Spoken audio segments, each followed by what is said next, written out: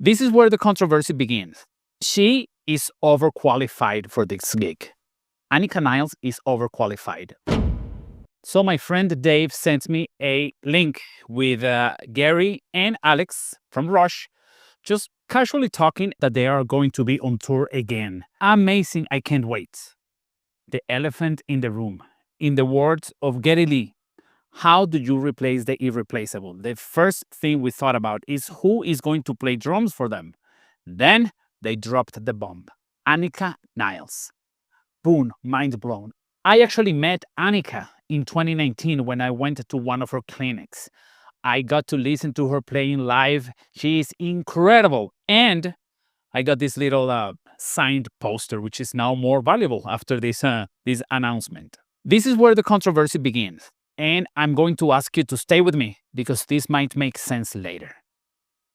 She is overqualified for this gig. Anika Niles is overqualified for the gig. Looking at this objectively, it's like having El Estepario Siberiano playing for AC/DC.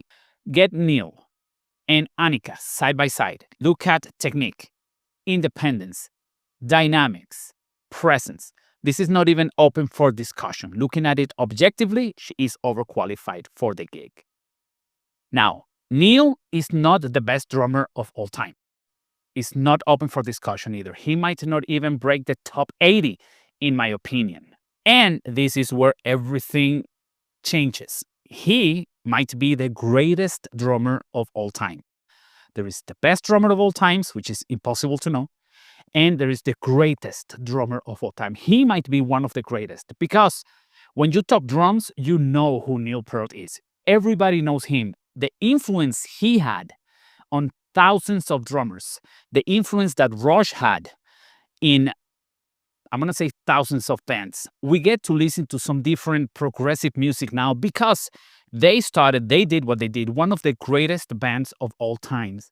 Now, the concept of overqualify doesn't apply to Rush because any drummer would be honored to sit on that drum. Which brings me to another question. I can't wait to see what Anika does, what type of drum kit she's going to play. She plays a smaller drum kit. She actually has smaller tom. She goes low end, high end, and then the floor tom. She uses Meinl Bisons, which doesn't match with what Rush does. That's why I am so intrigued and I can't really wait to see how she honors the band and how she honors Neil and what the band does to honor him also when they do the live shows.